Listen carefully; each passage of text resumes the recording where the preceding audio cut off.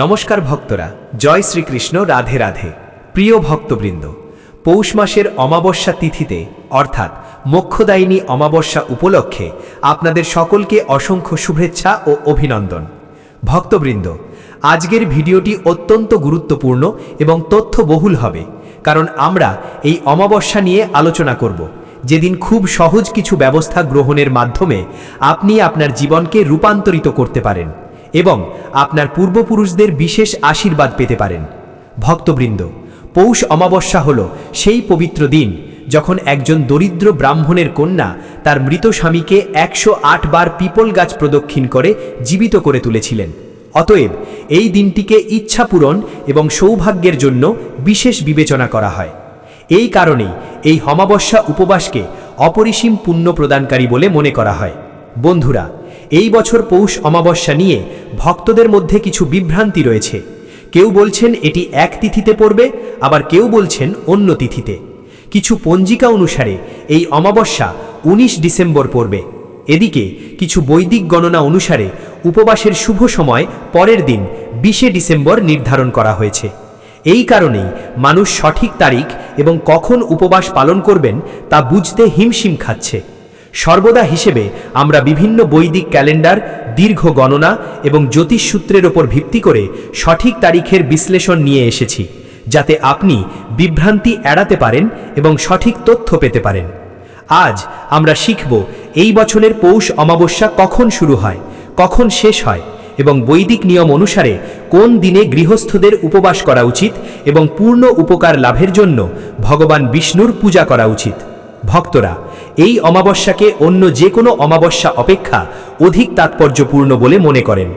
বিশ্বাস করা হয় যে কেউ এই দিনে উপবাস করে ভগবান শিব, দেবী পার্বতী, সেই সাথে ভগবান বিষ্ণু এবং দেবী লক্ষ্মীর পূজা করে, সে জন্ম এবং মৃত্যুর চক্র থেকে মুক্তি পাবে। শাস্ত্রে স্পষ্টভাবে বলা হয়েছে যে পৌষ অমাবস্যা উপবাস পালন কেবল মোক্ষই প্রদান করে না, বরং জীবনের স্থগিত প্রচেষ্টাগুলিকে ত্বরান্বিত করে, দুর্ভাগ্য দূর করে এবং ভাগ্যের দরজা খুলে দেয়। ভক্তবৃন্দ, আপনারা জেনে অবাক হবেন যে এই অমাবস্যার উপবাসের প্রভাব এতটাই শক্তিশালী যে কেবল এটি পালন করলেই শত শত যজ্ঞের ফল পাওয়া যায়। এই উপবাস জাগতিক বন্ধন থেকে মুক্তি দেয় এবং সমস্ত মানসিক, শারীরিক এবং আর্থিক বাধা দূর করে। নেতিবাচকতা, দুর্ভাগ্য, অসুস্থতা বা ত্রুটির সম্মুখীন ব্যক্তিদের জন্য এই তিথিটি বিশেষভাবে শুভ বলে বিবেচিত হয়। স্বাভাবিকভাবেই প্রশ্ন ওঠে, এই বছরের পৌষ অমাবস্যা কোন দিন পড়বে? গৃহস্থদের জন্য কোন তারিখটি উপবাস পালনের জন্য উপযুক্ত হবে এবং কোনটি সাধু ঋষিদের জন্য? কারণ যখন পঞ্জিকাগুলিতে অসঙ্গতি দেখা দেয়, তখন সাধারণ ভক্তদের জন্য কোন দিনটি সবচেয়ে ফলপ্রসূ হবে তা নির্ধারণ করা কঠিন হয়ে পড়ে। আমরা এই রহস্য আরও উন্মোচন করব। এখানে আমরা ব্যাখ্যা করব যে বৈদিক দৃষ্টিকোণ থেকে কোন তারিখটি সেরা এবং এই বছরের পৌষ অমাবস্যার জন্য প্রকৃত শুভ সময়টি। ভক্তরা, দয়া করে এই ভিডিওটি শেষ পর্যন্ত দেখুন, কারণ আমরা এই দিনে কি কি নিয়ম মেনে চলতে হবে, কোন খাবার এড়িয়ে চলা উচিত এবং কোন বিরল প্রতিকার দ্রুত ভগবান বিষ্ণু, দেবী লক্ষ্মী এবং ভগবান শিবের অসীম আশীর্বাদ লাভ করতে পারে সে সম্পর্কে বিস্তারিতভাবে ব্যাখ্যা করব। তাই ভক্তবৃন্দ, ভিডিওটি শেষ পর্যন্ত দেখুন। প্রথমে মন্তব্য বিভাগে আপনার রাশিচক্র লিখুন, যাতে আমরা আপনার রাশির উপর ভিত্তি করে প্রতিকারগুলি পরামর্শ দিতে পারি, যা আপনার জীবনে ভগবান বিষ্ণু এবং দেবী লক্ষ্মীর আশীর্বাদ অব্যাহত রাখবে। যেমন শাস্ত্র স্পষ্টভাবে বলেছে, যখন কোনো ব্যক্তি তাদের কর্ম এবং গ্রহের সঙ্গতি অনুসারে আধ্যাত্মিক অনুশীলন করেন, তখন তাদের ভক্তির প্রভাব বহুগুণ বৃদ্ধি পায় এবং ভগবান নিজেই তাদের জীবনকে সুখ, শান্তি এবং সমৃদ্ধিতে পূর্ণ করেন। শাস্ত্র অনুসারে পৌষ মাসের অমাবস্যা তিথিকে ভগবান বিষ্ণুর সবচেয়ে প্রিয় তিথি হিসেবেও বিবেচনা করা হয়। ভক্তরা যদি এই দিনে পূর্ণ আচার অনুষ্ঠানের সাথে ভগবান শিব এবং দেবী পার্বতীর পূজা করেন, তবে তাদের কখনো দেবী লক্ষ্মীর আশীর্বাদের অভাব হবে না। এই তিথিকে মোক্ষ প্রদায়িনীও বলা হয়, কারণ এটি একজন ব্যক্তিকে তাদের পাপ থেকে পরিষ্কার করে এবং জন্ম এবং মৃত্যুর চক্র থেকে মুক্তি দেয়। বলা হয় যে এই দিনে পবিত্র নদী গঙ্গা, যমুনা, গোদাবরী, নর্মদা বা যে কোনো হ্রদে স্নান করা অত্যন্ত শুভ। যে কেউ এই দিনে পবিত্র স্নান করে ভগবান হরিকে নিবেদন করে সে সমস্ত পার্থিব বন্ধন থেকে মুক্ত হয় এবং ঐশ্বর্যিক পুণ্য অর্জন করে। ভক্তরা, শ্রীমদ্ ভাগবতে আরও বলা হয়েছে যে যে কেউ অমাবস্যা তিথিতে ভগবান হরি বিষ্ণুর পূজা করে এবং তাকে স্মরণ করে উপবাস করে সে চিরতরে দারিদ্র্য, কলহ এবং নেতিবাচকতা থেকে মুক্ত হবে। এই দিনে যদি কেউ ভগবান হরি এবং দেবী লক্ষ্মীকে একটিও পবিত্র বস্তু উৎসর্গ করে তাহলে সে পুরো অমাবস্যা উপবাসের সুফল লাভ করে। ভক্তরা, এখন যেহেতু এই অমাবস্যা তিথি এবং কোন দিন উপবাস পালন করা উচিত এই নিয়ে বিভ্রান্তি রয়েছে, তাই আমরা আপনাকে এই ভিডিওটি শেষ পর্যন্ত দেখার জন্য জোরদার উৎসাহিত করছি। বৈদিক গণনার উপর ভিত্তি করে আমরা ব্যাখ্যা করব যে গৃহস্থদের জন্য কোন দিন উপবাস পালন করা সবচেয়ে ভালো এবং কোন সময়টি ঈশ্বরের উপাসনার জন্য সবচেয়ে শুভ। আপাতত শুধু এটা বুঝতে হবে যে এই অমাবস্যা আপনার জীবনের গতিপথ পরিবর্তন করতে চলেছে। একদিনের উপবাস হাজার হাজার বছরের তপস্যার মতোই সুফল প্রদান করে। এই দিনে যখন ভক্তরা পূর্ণ নিষ্ঠার সাথে ভগবান বিষ্ণু এবং দেবী লক্ষ্মীর পূজা করেন, তুলসী পাতা অর্পণ করেন এবং প্রদীপ জ্বালান, তখন তাদের জীবন থেকে দুর্ভাগ্যের মেঘ দূর হয়ে যায় এবং সৌভাগ্যের রশ্মি বের হতে শুরু করে। এই কারণেই এই অমাবস্যাকে অমাবস্যা বলা হয়, যা সমস্ত পাপ ধ্বংস করে, সমস্ত কল্যাণ প্রদান করে এবং সমস্ত সৌভাগ্য প্রদান করে। ভক্তরা যখন ভক্তি সহকারে তুলসী গাছের নিচে ঘি প্রদীপ জ্বালান বা ভগবানের নাম জপ করেন তখন তাদের ভাগ্য জাগ্রত হয় এবং তাদের সারা জীবন আলো ছড়িয়ে পড়ে। ভক্তগণ, শাস্ত্র আরও বলে যে যে কেউ অমাবস্যায় উপবাস করেন, ব্রহ্ম মুহূর্তে উঠে স্নান করেন, মন্দির পবিত্র করেন এবং ভগবান বিষ্ণুকে স্নান করিয়ে হলুদ পোশাক পরিধান করেন, তিনি প্রচুর পুণ্য অর্জন করেন। এই দিনে ভগবানকে হলুদ ফুল, তুলসী পাতা এবং ঘি প্রদীপ জ্বালানো অত্যন্ত শুভ বলে মনে করা হয়। এমনকি যদি কেউ উপবাস পালন করতে নাও পারেন তবুও কেবল ভগবান হরি নাম জপ করা, ওম নমো ভগবতে বাসুদেবায় স্মরণ করা এবং সত্য হৃদয়ে প্রার্থনা করা সমস্ত পাপ ধ্বংস করে। ভক্তগণ, এই অমাবস্যার উপবাস কেবল উপবাসের প্রতীক নয়, বরং আত্মপরিশুদ্ধিরও প্রতীক। এই দিনটি একজন ব্যক্তির মধ্যে নেতিবাচক শক্তি দূর করে এবং তাকে ঐশ্বর্যিক আলোর দিকে নিয়ে যায়। যারা এই দিনে সংযম এবং নিষ্ঠার সাথে উপবাস করেন তারা জীবনের একটি বাধাও সহজে অতিক্রম করেন। তাই এই বছরে যখন পৌষ অমাবস্যা আসবে তাই পূর্ণ বিশ্বাসের সাথে ভগবান বিষ্ণু এবং দেবী লক্ষ্মীর উপাসনা করুন।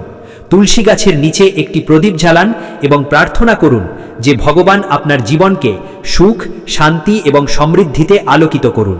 বন্ধুরা, এই অমাবস্যা কেবল একটি সাধারণ তিথি নয়, বরং একটি অত্যন্ত শুভ এবং ঐশ্বর্যিক তিথি যা স্বর্গের দরজা খোলে, জীবনের সমস্ত বাধা অতিক্রম করে এবং একজন ব্যক্তির ভাগ্য গঠন করে। এই পবিত্র তিথিতে যদি কোনো ভক্ত আন্তরিকভাবে ভগবান বিষ্ণুর উপাসনা করেন তাহলে তাদের জীবন সুখ, সমৃদ্ধি এবং মুক্তিতে আশীর্বাদ পুষ্ট হয়। এই দিনের প্রকৃত অর্থ কেবল উপবাস নয়, বরং আত্মশুদ্ধি, সংযম এবং তপস্যা চেতনার উৎসব। তাই আসুন আমরা বিস্তারিতভাবে অনুসন্ধান করি এই শুভ তিথিতে কি দান করা উচিত, কি দান করা উচিত নয় এবং কি কি কাজ এড়িয়ে চলা উচিত। শাস্ত্রে বলা হয়েছে যে যদি কোনো ব্যক্তি এই ঐশ্বর্যিক দিনে তার সামর্থ্য অনুসারে দান করেন তাহলে তার সমস্ত পাপ মোচন হয় এবং তারা উচ্চতর স্তরে পৌঁছান।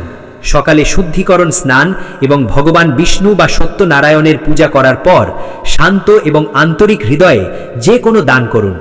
এই দিনে কোনো ব্রাহ্মণ বা অভাবী ব্যক্তিকে জল, চিনি, মৌরি এবং সাদা কাপড় ভর্তি তামার বা মাটির পাত্র দান করা অত্যন্ত শুভ বলে মনে করা হয়। এছাড়াও চাল, গুড় এবং আপেল অথবা কমলার মতো মৌসুমী ফল দান করাও অত্যন্ত পুণ্যের কাজ বলে মনে করা হয়। এই জিনিসগুলি কেবল স্বস্তিই দেয় না, বরং আপনার দানকে করুণা এবং সেবার কাজে পরিণত করে। তবে শাস্ত্র এই দিনে কিছু জিনিস দান নিষিদ্ধ করেছে। লোহার জিনিস, ধারালো বা সূক্ষ্ম হাতিয়ার, ছেঁড়া বা পুরনো কাপড়, অন্য কারো ব্যবহৃত জিনিস বা অপতিক্কর বলে মনে করা জিনিসপত্র কখনোই দান করা উচিত নয়। অপাত্র দাতম দানম দুঃখায় কল্পতে এর অর্থ হল দান যদি অনুপযুক্ত জিনিসের হয় বা ভুল ব্যক্তিকে দেওয়া হয় তাহলে এটি পুণ্যের পরিবর্তে পাপের দিকে পরিচালিত হয়।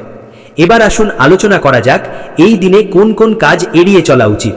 এই দিনের সারমর্ম হল সংযম এবং পবিত্রতা। অতএব যে কোনো প্রকার কাম, ক্রোধ, লোভ, হিংসা বা অপবাদ নিষিদ্ধ। বৈদিক ক্যালেন্ডার অনুসারে পৌষ অমাবস্যা তিথি 19 ডিসেম্বর ভোর 4:39 শুরু হয় এবং 20 ডিসেম্বর সকাল 7:12 শেষ হয়। অতএব উদয় তিথি অনুসারে 19 ডিসেম্বর পৌষ অমাবস্যার উপবাস পালন করা হবে। পূর্বপুরুষদের আশীর্বাদ প্রাপ্তির জন্য সবচেয়ে সহজ এবং কার্যকরী পদ্ধতি হল এমন একটি উপবাস যার জন্য জটিল আচার বা জটিল মন্ত্রের প্রয়োজন হয় না, বরং সত্যিকারের হৃদয় এবং ভক্তি সহকারে করা একটি ছোট কাজ উল্লেখযোগ্য ফল প্রদান করে। ভোরে ঘুম থেকে উঠে স্নানের পর খোলা আকাশের নিচে দাঁড়িয়ে পূর্বপুরুষদের স্মরণ করে তাদের পরিষ্কার জল দিয়ে উৎসর্গ করা সবচেয়ে সহজ এবং ঐতিহ্যবাহী পদ্ধতি। একটি তামার বা স্টিলের পাত্রে জল ভরে কয়েকটি কালো তিল, 1 ফোঁটা গঙ্গা জল এবং 1 বা 2টি ফুল যোগ করে নৈবেদ্যের কার্যকারিতা বৃদ্ধি করে।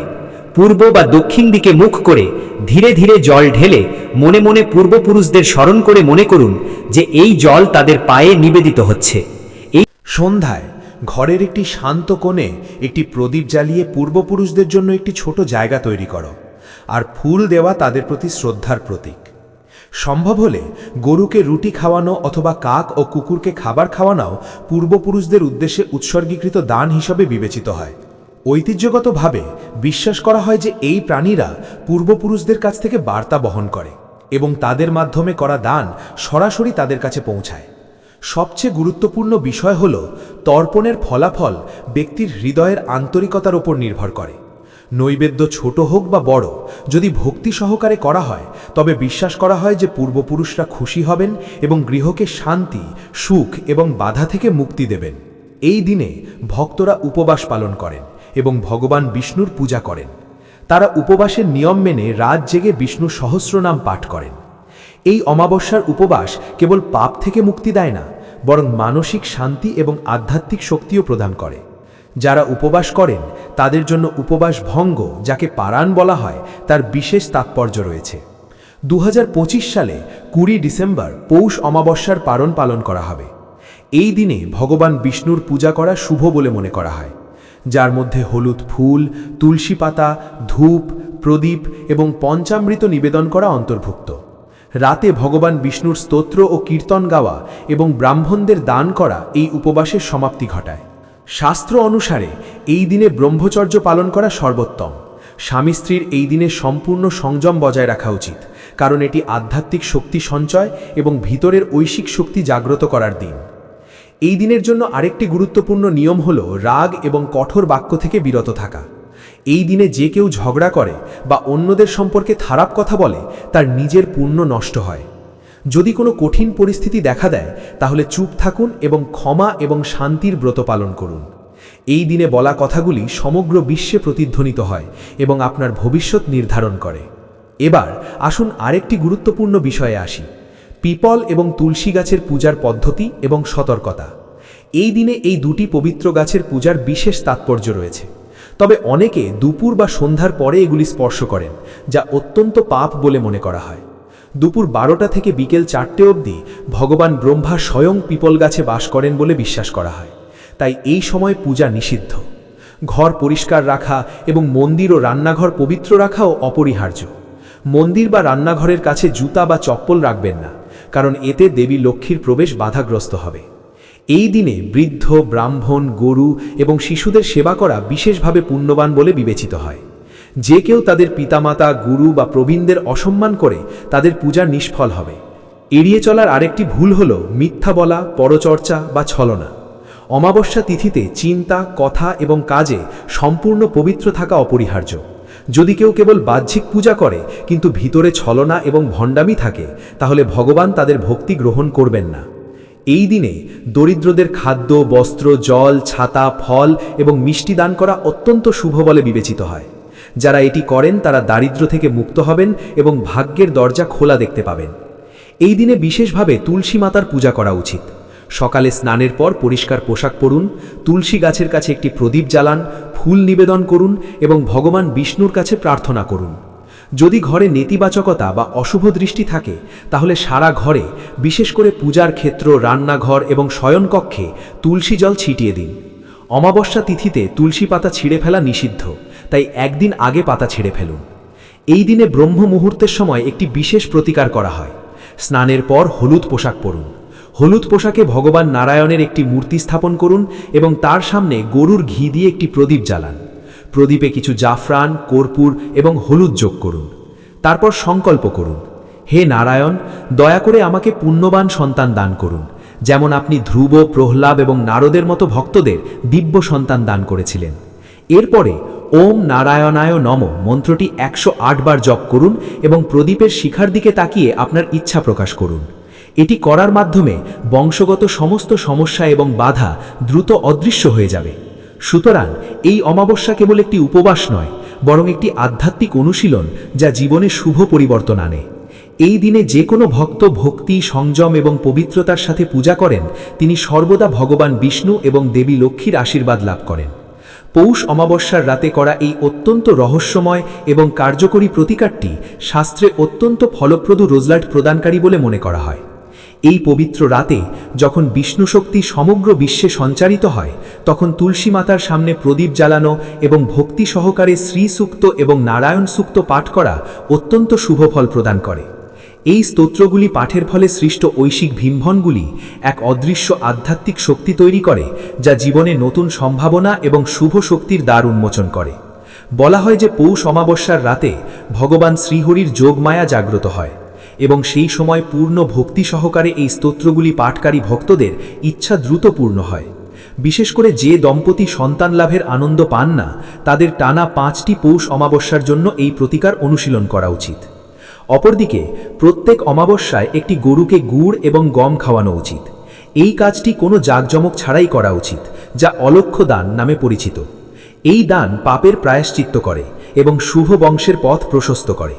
পুরাণে যাদের পরিবারের সন্তান ধারণের ক্ষমতা পূর্বপুরুষের পাপ বা পিতৃঅরণ দ্বারা বাধাগ্রস্ত হয়, তাদের জন্য পৌষ অমাবস্যার সকালে পিপল গাছের নিচে বসে ভগবান বিষ্ণুর ধ্যান করা উচিত এবং ভগবদ্গীতার দ্বাদশ অধ্যায় ভক্তিযোগ পাঠ করা উচিত। এই অধ্যায় ব্রহ্মলোকের দ্বার উন্মোচন করে, পারিবারিক পাপ ধ্বংস করে এবং শুভ কর্মের দরজা খুলে দেয়। সাধুরা আরও পরামর্শ দেন যে এই দিনে স্বামী স্ত্রীর উভয়েরই ভগবান শ্রীকৃষ্ণের শিশুরূপ লাড্ডু গোপালের পূজা করা উচিত। তাকে দুধ, চিনির মিছরি, মাখন এবং তুলসী পাতা অর্পণ করুন এবং এই দিব্য মন্ত্রটি পাঠ করুন, ওং বাল গোপালায় বিদ্মহে বাসুদেবায় ধীমহি তন্ন কৃষ্ণ প্রচোদয়াৎ। এই মন্ত্র মন থেকে অশুদ্ধিতা দূর করে এবং সন্তানের আনন্দ আবাহন করে, সুখ এবং সমৃদ্ধির জন্য স্থায়ী গৃহ নিশ্চিত করে। পৌষ অমাবস্যার রাতের জন্য আরেকটি গোপন প্রতিকার পরামর্শ দেওয়া হয়েছে। একটি সাদা পদ্ম ফুলে চন্দন এবং জাফরান মিশিয়ে ক্লিং গোপাল বল্লভ ভাই স্বাহা মন্ত্রটি 108 বার জপ করুন। তারপর আপনার ঘরের মন্দিরে ফুলটি রাখুন এবং ঘুমোতে যান। পৌষ অমাবস্যা এমন একটি দিন হিসাবে বিবেচিত হয় যখন খুব সাধারণ মানুষও একটু নিষ্ঠা এবং আন্তরিক কর্মের মাধ্যমে তাদের জীবনে ইতিবাচকতা এবং সৌভাগ্যকে আমন্ত্রণ জানাতে পারেন। এই দিনের রাতি এবং সকালই উভয়ই অত্যন্ত পবিত্র বলে মনে করা হয়। বিশ্বাস করা হয় যে এই সময় প্রকৃতির শক্তি সবচেয়ে শান্ত থাকে এবং গ্রহদের প্রভাব মানুষের জীবনকে সূক্ষ্মভাবে প্রভাবিত করে। তাই মানুষ খুব ভোরে ঘুম থেকে ওঠে, স্নান করে, তাদের স্নানের জলে সামান্য গঙ্গা জল যোগ করে এবং তাদের মন এবং শরীরকে পবিত্র করার প্রতিজ্ঞা করেন। এই দিনে ঘরের মন্দিরে প্রদীপ জ্বালানো অত্যন্ত শুভ বলে মনে করা হয়, কারণ প্রদীপের শিখা অন্ধকারের অবসান এবং একটি নতুন সূচনার প্রতীক। মত্যের ওপরই মানুষ এই দিনে তাদের পূর্বপুরুষদের উদ্দেশ্যে জল উৎসর্গ করেন, কারণ বিশ্বাস করা হয় যে এই অমাবস্যা দিনটি তাদের পূর্বপুরুষদের সন্তুষ্ট করা এবং তাদের আশীর্বাদ গ্রহণ করার আদর্শ দিন। পৌষ মাসকে স্বয়ং ভগবান শ্রীকৃষ্ণের প্রিয় মাস হিসেবে বিবেচনা করা হয় এবং এই অমাবস্যা দিনটি ভগবান বিষ্ণু এবং লক্ষ্মীর আশীর্বাদ পাওয়ার এক দারুণ সুযোগ প্রদান করে। তাই অনেক ভক্ত বাড়িতে পাঠ সমাপ্তি করেন অথবা ওম নমো ভগবতে বাসুদেবায় জপ করেন, যাতে তাদের মনে শান্তি, সুখ, শান্তি এবং জীবনে সমৃদ্ধি বজায় থাকে। এই দিনে কিছু লোক তাদের বাড়ির প্রধান প্রবেশদ্বারে ঘি বা তিলের তেলের প্রদীপ জ্বালান। বিশ্বাস করা হয় যে এটি নেতিবাচক মিষ্টি প্রবেশ করতে বাধা দেয়। রান্নাঘরের প্রথম রুটি গলুকে এবং অল্প পরিমাণে কাক বা কুকুরকে উৎসর্গ করাও অত্যন্ত শুভ বলে বিবেচিত হয়, কারণ এটি দান করার সবচেয়ে সহজ এবং পবিত্রতম রূপ বলে বিবেচিত হয়। অমাবস্যা তিথিতে অভাবীদের খাদ্য, বস্ত্র বা যে কোনো ধরনের সাহায্য প্রদান করা মানুষের জীবনে অপরিম পুণ্য যোগ করে, কারণ পৌষ মাসে করা দান বহুগুণে পুণ্য লাভ করে। অনেকে এই দিনে ঘর পরিষ্কারের দিকেও বিশেষ মনোযোগ দেন। বিশ্বাস করা হয় যে অমাবস্যা রাত অবধি ঘর যত পরিষ্কার, শান্ত এবং সুগন্ধ রাখা হয় তার প্রভাব তত বেশি হয়।